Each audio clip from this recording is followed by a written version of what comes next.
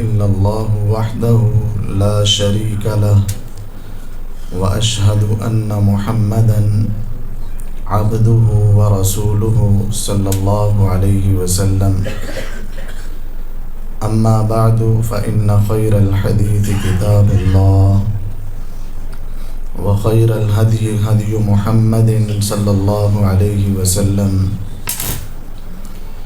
وشر الأمور محدثاتها وكل محدثة بدعة وكل بدعة ضلالة وكل ضلالة في النار. اللهم صل على محمد وعلى آل محمد كما صليت على إبراهيم وعلى آل إبراهيم إنك حميد مجيد. اللهم بارك على محمد وعلى آل محمد كما باركت على إبراهيم وعلى آل إبراهيم إنك حميد مجيد. أعوذ بالله السميع العليم من الشيطان الرجيم. بسم الله الرحمن الرحيم. يا أيها الناس اتقوا ربكم الذي خلقكم من نفس واحدة وخلق منها زوجها وبث منهما رجالا كثيرا ونساء واتقوا الله الذي تساءلون به والأرحام إن الله كان عليكم رقيبا. يا أيها الذين آمنوا اتقوا الله حق تقاته ولا تموتن إلا وأنتم مسلمون. يا أيها الذين آمنوا اتقوا الله وقولوا قولا سديدا يصلح لكم أعمالكم ويغفر لكم ذنوبكم ومن يطع الله ورسوله فقد فاز فوزا عظيما. ہر قسم کی حمد و ثناء، تعریفات، تکبیرات، تسبیحات، تمجیدات اللہ مالک الملک ذوالجلال والاکرام کی ذات بابرکت کے لیے، جو پوری کائنات کا خالق و مالک، مشکل کشا، حاجت روا، داتا اور غوث اعظم ہے۔ درود و سلام آقا دو جہاں پیغمبر مجتبی، مقتدا و پیشوا امت مسلمہ کے رہنما، جن کا نام نامی اسم گرامی جناب محمد الرسول اللہ صلی اللہ علیہ وسلم ہے۔ سامعین محترم، آج کے خطبہ جمعۃ المبارک میں آپ احباب کے سامنے نماز کے حوالے سے چند گزارشات کرنا چاہتا ہوں۔ دعا ہے رب ذوالجلال حق اور سچ بیان کرنے اور ہم سب کو اس پر عمل پیرا ہونے کی توفیق عطا فرمائے، آمین ثم آمین۔ سامعین محترم، یہ نماز اسلام کی بنیاد ہے۔ آقا کریم جناب محمد صلی اللہ علیہ وسلم نے فرمایا اسلام کی 5 بنیادیں ہیں۔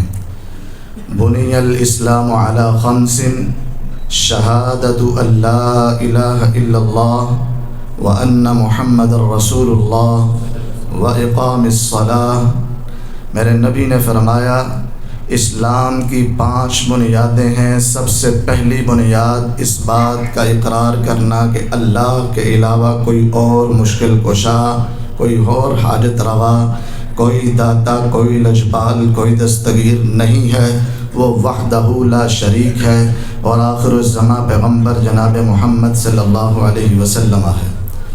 اسلام کے اندر داخل ہونے کے بعد دوسری بنیاد یہ نماز ہے۔ نماز اسلام کی بنیاد ہے۔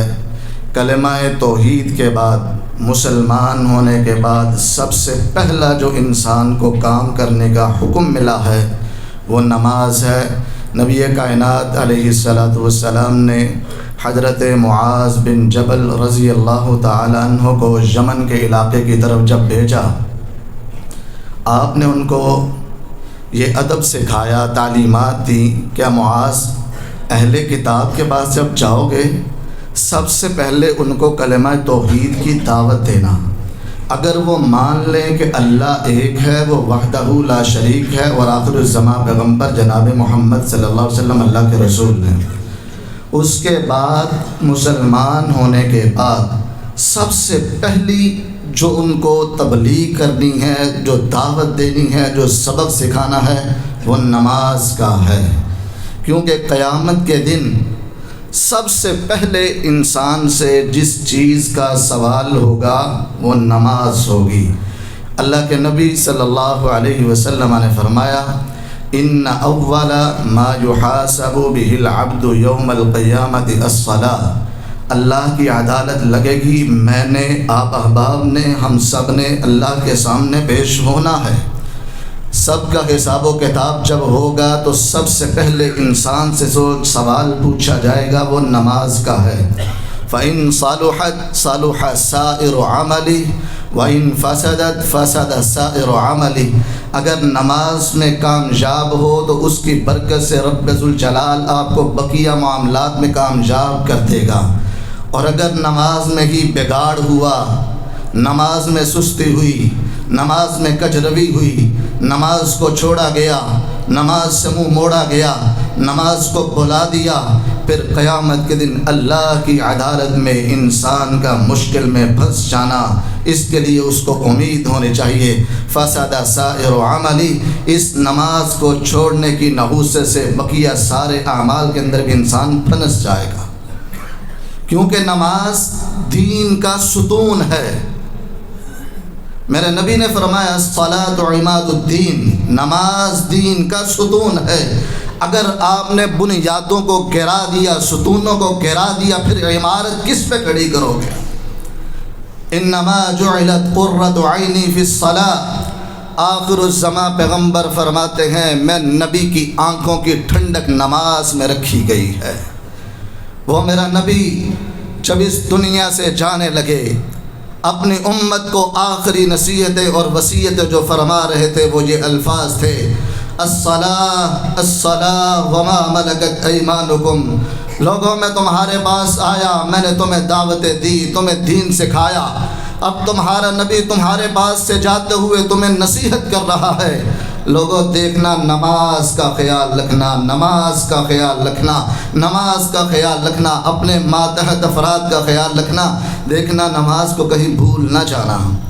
حضرات، یہ نماز ایک ایسا اہم ترین عمل ہے، جب اس کا وقت ہوتا ہے اللہ کے نبی صلی اللہ علیہ وسلم فرماتے اللہ آسمانوں سے فرشتہ بھیجتے ہیں، ہر نماز کے وقت فرشتہ اعلان کرتا ہے۔ ایک ہماری مساجد میں اذان ہوتی ہے، ایک فرشتہ ندا لگاتا ہے ان للہ ملکا ینادی عند کل صلاۃ یا بنی آدم قوموا الی نیرانکم التی اوقدتموها فاطفئوها، اے ابن آدم تو گناہ گار ہے، خطا کار ہے، تجھ سے بڑے گناہ ہوئے، غلطیاں ہوئی، نافرمانیاں ہوئیں، نماز کا وقت آ گیا ہے، جو تو نے اپنے گناہوں کے ذریعے جہنم کی آگ کو بھڑکایا ہے، نماز پڑھ لے، رب ذوالجلال اس کی برکت سے جہنم کی آگ کو ٹھنڈا کر دیں گے۔ قوموا الی نیرانکم، اے ابن آدم اٹھو، مسجد میں آؤ، نماز پڑھو، اپنی آگ کو ٹھنڈا کرو اور جنت کا راستہ آسان کرو۔ یہ ہر نماز کے وقت آسمانوں سے فرشتہ آواز لگاتا ہے، اور ہر انسان کو نماز کے لیے جب بلایا جاتا ہے وہ تنہا مت آئے، اپنے اہل و عیال کو بھی لے کر آئے۔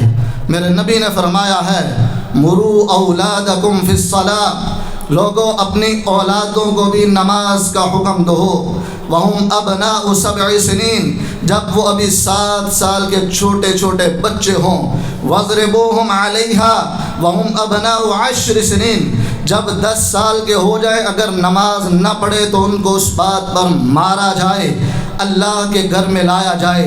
ایسا نہیں ہے حاجی صاحب اکیلے اذان سن کے مسجد میں آ گئے، اولاد گھر میں بیٹھی ہوئی ہے، حضرت صاحب خود نماز کے لیے آ گئے، اولاد دکان پہ پھٹے پہ بیٹھا ہوا ہے۔ حضرت انسان اکیلا آ جائے، اپنی بیوی، اپنے بچوں، اپنے گھر والوں کو وہ سامنے ٹی وی لگا کے چھوڑ آ جائے اور پھر کہے میں کامیاب ہو گیا، خبردار، ہر انسان کے لیے یہ لمحہ فکریہ ہے، اپنا بھی محاسبہ ہونا ہے، اپنے اہل و عیال کا بھی جواب دینا ہے۔ ہر نماز کے وقت فرشتہ صدا لگاتا ہے، کامیاب ہے وہ شخص جو اس فرشتے کی پکار کو سن کے مساجد کی طرف آتا ہے۔ نبی کائنات علیہ السلام نے فرمایا اللہ اس کی نمازیں پڑھنے کی وجہ سے اس کے سارے گناہ معاف فرما دیتے ہیں۔ میرے آقا نے فرمایا لو ان نہرا بباب احدکم یغتسل فیہ 5 مرات هل یبقى من درنہ من شیء۔ اے میرے صحابہ مجھے بتلائیے گا، اگر آپ میں سے کسی کے گھر کے سامنے ایک نہر ہو، روزانہ 5 مرتبہ وہ انسان اس میں نہاتا ہو، کیا اس کے بدن پر پھر بھی کوئی میل کو چیل باقی رہے گی؟ صحابہ نے عرض کیا اللہ کے نبی پھر تو ایسا ممکن ہی نہیں ہے۔ میرے نبی نے فرمایا اسی طرح فذلک الصلوات الخمس، یہ 5 نمازیں بھی ایسے ہی ہیں جو 5 وقت اللہ کے گھر میں آتا ہے، نماز پڑھتا ہے، اللہ اس کے بدلے اپنے بندے کے سارے گناہوں کو معاف فرما دیتے ہیں۔ لیکن کتنے ایسے بدنصیب بھی ہیں جو اس کے باوجود 5 وقت مساجد میں نماز پڑھنے کے لیے نہیں آتے۔ آج ایک چھوٹا سا تھانے دار اس کو بلائے، یہ بھاگتا ہوا اس کے پاس جاتا ہے، کوئی ایس آئی، کوئی اے سی، کوئی ڈی سی، کوئی ایس پی، کوئی اس کو بلائے، یہ بھاگتا ہوا جاتا ہے۔ لیکن یہ نادان کو یہ معلوم نہیں ہے جب میرا رحمان مجھے روزانہ 5 مرتبہ بلا رہا ہے اور میں اس رب کی نافرمانی کر رہا ہوں۔ ارے شیطان نے ایک سجدے کا ہی تو انکار کیا تھا، وہ ہمیشہ کے لیے مردود ہو گیا، اور یہ نادان روزانہ 20 سجدوں کا انکار کرے اور پھر آرام سے گھر میں بیٹھا اللہ کی نعمتوں سے لطف اٹھائے، شرم نہیں آتی؟ آج کتنے لوگ ہیں پورا ہفتہ نماز کے قریب ہی نہیں جاتے، 8 دنوں بعد جمعے کے لیے مسجد میں آتے ہیں۔ میں پوچھنا چاہتا ہوں اور مسلمانوں، کیا ہم 8 دن بقیہ اللہ کی اس دھرتی پر زندہ نہیں رہتے؟ کیا ہم 8 دن اللہ کی زمین پر سانس نہیں لیتے؟ کیا ہم بقیہ 8 دن اپنی آنکھوں سے دیکھتے نہیں ہیں، کانوں سے سنتے نہیں ہیں، زبان سے بولتے نہیں ہیں؟ کیا سورج کی تپش نہیں لیتے، یا چاند کی روشنیاں نہیں لیتے، یا اس زمین پر اللہ کی نعمتیں نہیں لیتے؟ کیا 8 دن اپنے بیوی بچوں سے بھی جدا رہتے ہیں؟ یہ کیسی جفا ہے جو رحمان کے ساتھ ہی ہے؟ یہ جفا اپنے ساتھ کیوں نہیں؟ اپنے بیوی بچوں کے ساتھ کیوں نہیں؟ یہ جفا اپنے کاروبار کے ساتھ کیوں نہیں؟ آخر یہ جفا رحمان کے ساتھ ہی کیوں ہے کہ 8 دن تو رب کی نعمتوں سے تو فائدہ اٹھائے، لیکن تجھے روزانہ 5 مرتبہ بلایا جائے، تجھے رب کے گھر میں آنے کی فرصت ہی نہ ملے، تو کیسا مسلمان ہے؟ حضرات یاد رکھیے گا، ایسا مسلمان اللہ کی عدالت میں قابل قبول نہیں ہوتا۔ اسلام کہتا ہے اگر مسلمان رہنا ہے تمہیں نماز پڑھنا ہوگی، نماز پڑھنا ہوگی، نماز پڑھنا ہوگی۔ صحابہ کے دور میں تو یہ تصور تھا ہی نہیں کہ کوئی مسلمان ہونے کا دعویٰ کرے اور نماز نہ پڑھے، اور وہاں پہ تو یہ تھا منافق بھی اپنے آپ کو مسلمان کہلوانے کے لیے نمازیں پڑھا کرتے تھے، اور آج کا مسلمان کلمہ پڑھے، 8 دن مسجد میں نہ آئے، ہفتے بعد آ کے نماز پڑھ لے، کہے میں حاجی صاحب ہوں۔ اور کچھ ایسے بد نصیب بھی ہیں جو سال بعد عید کی نماز کے لیے آتے ہیں۔ حضرات میرے نبی نے فرمایا ہے بین العبد و بین الکفر ترک الصلاۃ، یاد رکھنا مسلمان اور کافر کے درمیان اگر کوئی فرق ہے تو وہ نماز ہے۔ اگر نماز پڑھتے ہو تو مسلمان ہے، اگر نماز نہیں پڑھتے تو اپنی مسلمانی کا فکر کر۔ میری بات نہیں ہے، میری بات ہو تو پاؤں کی ٹھوکر پہ رکھ کے اڑا دے، مجھے کوئی پرواہ نہیں، اگر میرے نبی کی بات ہے تو پھر حق بات کو سننا، تسلیم کرنے کا حوصلہ ہونا چاہیے۔ کلمہ پڑھا ہے، نماز پڑھنی پڑے گی، اور اللہ رب العالمین کے سامنے یہ آپ کو فریضہ ادا کرنا پڑے گا۔ حضرات محترم، وقت کم ہے، میں انتہائی اختصار کے ساتھ بات کو آگے بڑھانا چاہتا ہوں۔ نماز ایسے پڑھنی چاہیے جیسے رسول اللہ صلی اللہ علیہ وسلم کا طریقہ ہے، کیونکہ قابل قبول نماز وہ ہے جو سنت کے مطابق ہو۔ کتنے دوست و احباب نماز ایسے پڑھتے ہیں جو سنت کے مطابق نہیں، ایسی پڑھی نماز قابل قبول ہی نہیں ہے۔ میری بات نہیں، صحیح بخاری کی روایت آپ احباب کے سامنے رکھ کے بات کو آگے بڑھاتا ہوں۔ امام بخاری رحمہ اللہ اپنی کتاب صحیح بخاری کے اندر ایک روایت نقل کرتے ہیں، اور اس کے راوی اور یہ فتویٰ دینے والے حضرت حذیفہ بن یمان رضی اللہ تعالی عنہ صحابی رسول ہیں۔ یہ وہ صحابی ہیں جو 1.25 لاکھ صحابہ میں سے تنہا اکیلے تھے جو رسول اللہ کے رازدان تھے، بالخصوص منافقین کے حوالے سے۔ ویسے بڑی محبت تھی ابو بکر رضی اللہ عنہ سے بھی، عمر رضی اللہ تعالیٰ سے، عثمان سے، علی رضوان اللہ علیہ اجمعین سے، سب صحابہ سے محبت تھی میرے نبی کو، لیکن میرے نبی کے جو اسپیشل رازدان تھے وہ یہ صحابی حضرت حذیفہ بن یمان رضی اللہ تعالیٰ عنہ تھے۔ اللہ کے نبی ان کو بتلایا کرتے تھے، حذیفہ ابھی آسمانوں سے فرشتہ آیا، اللہ نے بتلایا فلاں بھی منافق ہے، اللہ نے بتلایا فلاں بھی منافق ہے، لیکن میرے نبی لوگوں کے سامنے اظہار نہیں کرتے تھے، اپنے اس صحابی کو بتلاتے تھے۔ اس لیے عمر بن خطاب رضی اللہ تعالیٰ عنہ بھی حضرت حذیفہ سے پوچھا کرتے تھے، حذیفہ مجھے معلوم ہے یہ رسول اللہ کا راز ہے، میں آپ سے راز نہیں پوچھتا، مجھے بس اتنا بتلا دے ان منافقوں میں عمر کا نام تو نہیں ہے۔ وہ حذیفہ بن یمان فتویٰ دیتے ہیں، صحیح بخاری کے اندر روایت موجود ہے، ان کے پاس ایک شخص آیا، اس نے نماز پڑھی، نماز کے اندر جلدی تھی، رکوع اور سجود مکمل نہ تھے، وہ شخص نماز پڑھ کے فارغ ہوا۔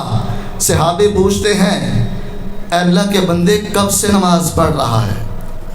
اس نے جواب دیا منذ 40 سنہ، 40 سال سے نماز پڑھ رہا ہوں۔ 40 سال، 7 سال کی عمر میں شروع کی ہوگی، کم از کم 47 سال ہو گئے۔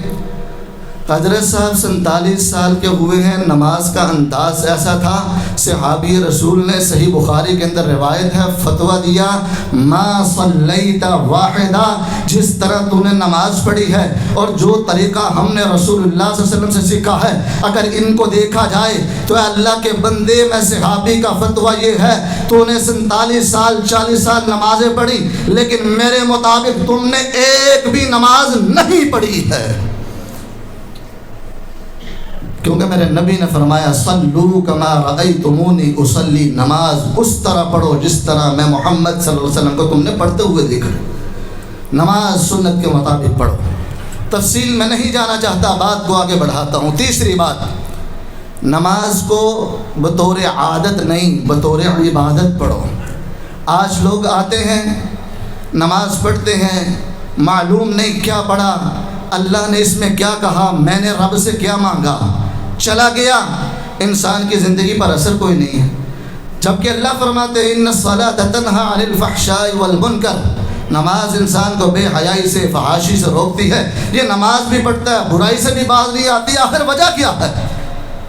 میرے نبی نے اپنے صحابہ کو تربیت دی، اور اللہ کا قرآن کہتا ہے وَلَا تَقْرَبُوا الصَّلَاةَ وَأَنْتُمْ سُكَارَىٰ حَتَّىٰ تَعْلَمُوا مَا تَقُولُونَ، لوگوں اس وقت تک آپ نماز کے قریب نہ آئیں جب تک آپ کو پتہ ہی نہ چلے آپ کہہ کیا رہے ہیں۔ جب آپ نشے کی حالت میں ہو، نشے کی حالت میں ہو، پتہ نہ چلے کہ کیا کہہ رہے ہیں، انسان کو نماز کے قریب نہیں آنا چاہیے۔ معاف کیجئے گا اگر انسان حالت امن میں ہو، پھر بھی نہ پتہ ہو میں نے کیا کہنا ہے نماز کے اندر، یہ جو میں کہہ رہا ہوں میں رب سے کیا مانگ رہا ہوں، ایسی نماز کا کیا فائدہ ہے؟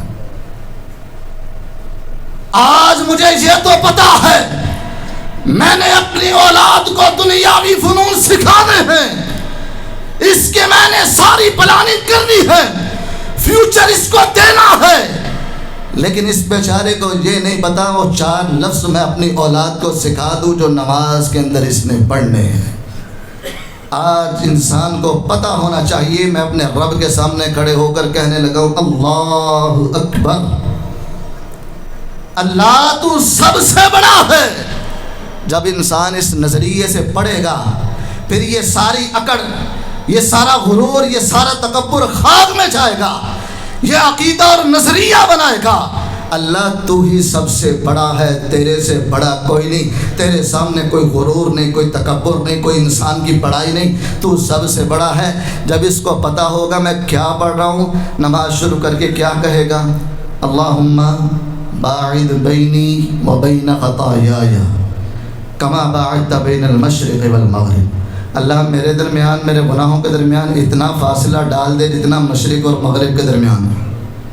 اگر تو معنی پتہ ہوگا تو ٹھیک ہے، نہیں پتہ تو حضرت صاحب نے نماز شروع کی ہے، ادھر سے یہ جملے پڑھا، ادھر سے سوچ رہا ہے فلانے کو فراڈ کیسے لگانا ہے، دکان پہ جانا ہے فلانے کو چونا کیسے لگانا ہے۔ بھائی ادھر تم کہہ رہے ہو اللہم باعد بینی، باہر نکلا وہی گناہوں میں ملوث، تیرا قول تیرا عمل اس کے اندر تضاد آئے گا، تیرے اندر کبھی تبدیلی نہیں آئے گی۔ پھر آپ سورۃ الفاتحہ پڑھیں گے، اللہ فرماتے ہیں قسمت الصلاۃ بینی و بین عبدی نصفین، میں نے نماز کو اپنے اور اپنے بندے کے درمیان 2 حصوں میں تقسیم کر دیا ہے۔ جب بندہ کہتا ہے الحمدللہ رب العالمین، تمام تعریفیں اس ایک اللہ وحدہ لا شریک کے لیے ہیں، یہ ساری کائنات کو پالنے والا بنانے والا وہ ایک اللہ ہے، اس کے علاوہ نہ کوئی رزق کا مالک ہے، نہ کوئی اور نفع نقصان کا مالک ہے۔ جب انسان اس عقیدے کا اظہار کرتا ہے للہ رب العالمین، ساری تعریفیں ساری نعتیں اس رب ذوالجلال کے لیے ہے، تو اللہ کہتے ہیں حمدنی عبدی، میرے بندے نے میری تعریف کری ہے۔ یہ کہتے ہیں الرحمن الرحیم، میرا رب رحمان بھی ہے رحیم بھی ہے۔ آپ انتہائی اختصار کے ساتھ رحمان اور رحیم کا ترجمہ بھی سن لیجئے گا۔ رحمان وہ ہوتا ہے جو دنیا کے اندر مسلمانوں پہ بھی کافروں پہ بھی سر پر رحمت کرتا ہے۔ اللہ کی رحمت کے 100 حصے، ان میں سے ایک حصہ اللہ نے دنیا کے اندر بھیجا، جو آسمانوں سے اللہ نے زمین پر اتارا، انسانوں کے لیے، جنات کے لیے، حیوانوں کے لیے، مسلمانوں کے لیے، کافروں کے لیے، یہ ساری محبتیں پیار جو ہیں یہ رحمت ایک اللہ کی برس رہی ہے۔ 99 حصے اللہ نے محفوظ کیے ہیں۔ الرحیم اسے کہتے ہیں جو قیامت کے دن صرف اپنے خاص مومنوں بندوں پر اللہ کریں گے، اس کو رحیم کہتے ہیں۔ جب بندہ نماز کے اندر یہ سوچ کر پڑھے گا نا الرحمن الرحیم، میرا رب رحمان ہے جو دنیا پر بھی میرے اوپر رحمت برساتا ہے، الرحیم جو قیامت کے دن بھی مجھے اپنی رحمت میں لپیٹ لے گا۔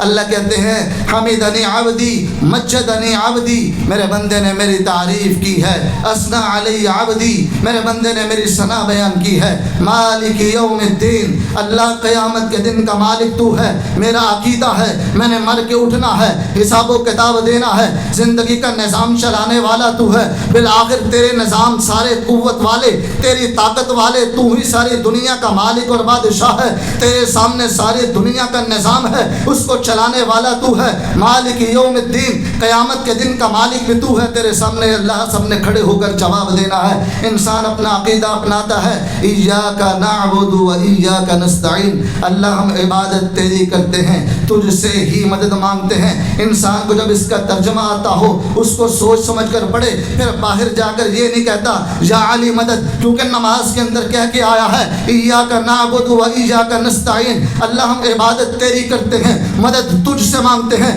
باہر جا کے علی کو مشکل کشا نہیں کہے گا، جب مسجد میں کھڑا ہو کر زبان حال سے یہ کہہ کے جائے گا اللہ ہم مدد تجھ سے مانگتے ہیں، باہر جا کر یہ نہیں کہے گا لے 11ویں والے دا نادر ڈوبی ہوئی تر جائے گی، پھر اس کا عقیدہ بن جائے گا مشکل کشا، حاجت روا، لجپال، دستگیر، بگڑیاں بنانے والا، نفع نقصان کا مالک، رزق کا مالک، موت و حیات کا مالک صرف وہ ایک اللہ ہے۔ جب وہ اپنے زبان حال سے نماز کے اندر سوچ سمجھ کر یہ پڑھ رہا ہے ایاک نعبد و ایاک نستعین، اللہ میں تیری ہی عبادت کرتا ہوں، تجھ سے ہی مدد مانگتا ہوں۔ اللہ کے سامنے انسان جب یہ جملے کہتا ہے، اللہ کہتے ہیں ھذا بینی و بین عبدی، یہ میرے اور میرے بندے کے درمیان بعد ہے وَلِعَبْدِي مَا سَأَلَ، میرا بندہ جو مجھ سے مانگ رہا ہے میں رب اس کو عطا کرتا رہوں گا. اهدنا الصراط المستقیم، یا اللہ مجھے سیدھا راستہ دکھا، اللہ مجھے سیدھا راستہ دکھا. جب انسان زبان حال سے کہے گا راستہ مانگ رہا ہوگا، جب امام منبر پر آتا ہے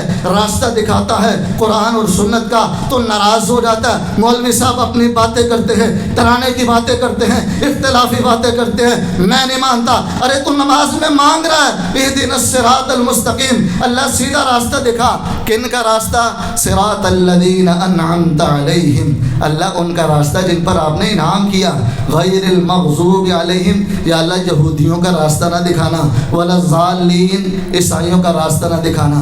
اگر سوچ کر پڑھ کے یہ مسجد میں کھڑا ہو کر نماز پہ پڑھے گا، پھر باہر جا کر یورپی خیالات نہیں آئیں گے، پھر انگریز کو نمونہ نہیں بنائے گا، پھر انگریز کو آئیڈیل نہیں بنائے گا، پھر انگریز کی سوچ نہیں آئے گی، پھر غورے کا نظام نہیں چلے گا. یہ انسان نہیں سوچے گا میں نے تعلیم ایسی کرنی ہے، نظام ایسا چلانا ہے، میرا گھر بار ایسا ہونا چاہیے، میرا ماحول ایسا ہونا چاہیے. پھر وہ اللہ سے، اللہ کے انعام والے بندے انبیاء، صدیقین، شہداء، صالحین کا ساتھ چاہے گا. جب رکوع میں جاتا ہے پھر رکوع سے اٹھتا ہے کہتا ہے سمع اللہ لمن حمیدہ.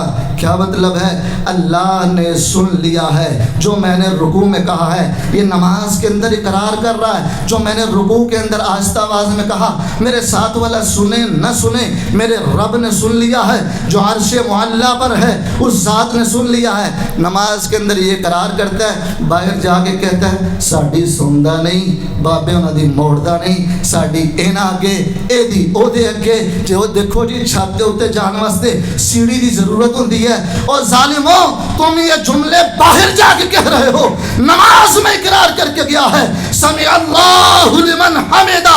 اللہ درمیان میں کوئی راستہ نہیں، تو نے ڈائریکٹ سنا ہے، درمیان میں سیڑھیاں نہیں آئے، واسطے نہیں آئے. رکوع میں نے جو تیری حمد بیان کی، تجھ سے معافیاں مانگی، وہ تو نے سن لی ہے. باہر جا کر پھر عقیدہ دو نہیں ہوتے.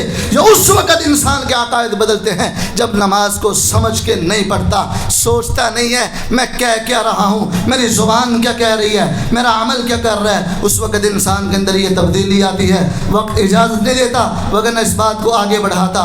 آخری روایت بیان کر کے اپنی بات کو ختم کرتا ہوں. حضرات نمازوں کی حفاظت کیجئے، نماز ضرور پڑھیں، لازمی پڑھیں، اس کا بغیر گزارا نہیں. دنیا آخرت میں نجات چاہتے ہیں، نماز پڑھنی ہوگی. یہ دین کا ستون ہے، میرے نبی کی آنکھوں کی ٹھنڈک ہے، اسلام کی بنیاد ہے. نہ پڑھنے والے کا اسلام مشکوک ہے. نماز پڑھے، سنت کے مطابق پڑھے. نماز پڑھے، عبادت سمجھ کر پڑھے، عبادت سمجھ کر. اللہ کے نبی صلی اللہ علیہ وسلم نے اپنے صحابہ کو یہی تعلیم دی، عادت سمجھ کر نہ پڑھے، اس کو ایسے رٹی رٹائی نہ پڑھے، صحیح طرح اس کے معنی مفہوم کو سمجھیں. اور یاد رکھنا جو اس طرح اس کا عمل کرے گا، نبی کائنات علیہ الصلوۃ والسلام نے بشارت دی ہے، جو نہیں کرے گا اس کے لیے وعید ہے. ایک روایت پیش نظر کرنا چاہتا ہوں. اللہ کے نبی صلی اللہ علیہ وسلم نے فرمایا من حافظ علیہا کانت لہ نورا وبرہانا ونجاتا یوم القیامہ. جو اس نماز کی حفاظت کرے گا یہ نماز اس کے لیے قیامت کے دن نور بن جائے گی، وبرہانا نجات کے لیے دلیل بن جائے گی، تیرے مسلمان ہونے کی دلیل ہوگی، ونجاتا یوم القیامہ قیامت کے دن نجات کا ذریعہ بن جائے گی. ومن لم يحافظ علیہا، اور جس نے پھر بھی نماز نہ پڑھی، میرے نبی نے فیصلہ کیا ہے ہر انسان کو ماننا پڑے گا، چاہے خوشی سے مانے یا ناراضگی سے. اگر یہ فیصلہ قبول نہیں ہے تو پھر عمل صحیح کر لو. لمحہ فکریہ ہے، میرے نبی نے بشارتیں بھی سنائی ہیں. آقا نے فرمایا جو نہیں پڑھتا لم تکن لہ نور، روز حشر پھر اس کے لیے روشنیاں نہیں ہوں گی. ولا برہان، اس کے مسلمان ہونے کی کوئی دلیل نہیں ہوگی. ولا نجات یوم القیامہ، قیامت کے دن پھر اللہ کی عدالت سے بچ جانے کا کوئی راستہ نہیں ہوگا. دو ٹوک بات ہے، کیا ہوگا، کہاں پہ جائے گا؟ میرے نبی نے فرما دیا وَكَانَ مَعَ قَارُونَ وَفِرْعَوْنَ وَحَامَانَ وَأُبَيَّ بْنِ خَلْف. وہ قارون کے ساتھ ہوگا، فرعون کے ساتھ ہوگا، حامان کے ساتھ ہوگا، ابی بن خلف کے ساتھ ہوگا، میدان حشر ہوگا، صفیں لگی ہیں، وَامْتَازُوا الْيَوْمَ أَيُّهَا الْمُجْرِمُونَ، اعلان ہو جائے گا آج دنیا جیسا نظام نہیں چلے گا۔ وہاں پہ نمازی اور بے نمازی اکٹھے رہتے تھے، ایک گھر ہوتا تھا، دو بھائی تھے، ایک نمازی تھا ایک بے نماز تھا، دونوں کا ایک ہی گھر اور ایک ہی کمرہ تھا۔ وہاں پہ دنیا کا نظام تھا۔ جہاں پر قیامت آ چکی ہے، میدان حشر ہے، یہاں پر کافر اور مسلمان الگ ہیں، نمازی اور بے نمازی الگ ہے۔ وَامْتَازُوا الْيَوْمَ، الگ الگ ہو جائیں گے۔ ایک طرف صدیقین کی صف ہوگی، ابو بکر کی صف ہے، ایک طرف عمر کی صف ہے، عثمان کی صف ہے، علی المرتضیٰ کی صف ہے، اور دوسری طرف قارون کی صف ہے، فرعون کی صف ہے، حامان کی صف ہے، ابی بن خلف کی صف ہے۔ جو نمازی ہوگا انبیاء صدیقین شہداء صالحین کا ساتھ ہوگا، جو بے نماز ہوگا نماز سے منہ موڑنے والا ہوگا۔ میرے نبی کا فتویٰ یہ ہے، میرے نبی کا فرمان یہ ہے، وہ قارون، فرعون، حامان اور ابی بن خلف کے ساتھ ہوگا۔ کسے نہیں پتا قارون کون تھا، کسے نہیں پتا فرعون کون تھا، کسے نہیں پتا حامان کون تھا، اور ابی بن خلف جو مکے کے اندر میرے نبی کا سب سے بڑا دشمن تھا، اور احد کے میدان میں یہ واحد شخص ہے اس دھرتی پر کہ جس کو میرے نبی نے اپنے ہاتھوں سے قتل کر کے جہنم واصل کیا ہے۔ میرے نبی نے فرمایا جو بے نماز ہوگا اس میرے سب سے بڑے دشمن کا ساتھ اس کو قیامت کے دن ملے گا۔ حضرات، میرے لیے آپ کے لیے لمحہ فکریہ ہے، خدا را میں اور آپ احباب صحیح معنوں میں پکے اور سچے نمازی بن جائیں، خود بھی بنیں، اپنی اولادوں کو بھی بنائیں، اور اپنے اہل خانہ کو بھی دعوت دیں۔ اللہ سے دعا ہے اللہ ہم سب کو پکا اور سچا نمازی بنائے، ہمارے گھرانے کو نمازی بنائے، اور اللہ قبول فرما لے۔ آخر دعوانا ان الحمدللہ رب العالمین۔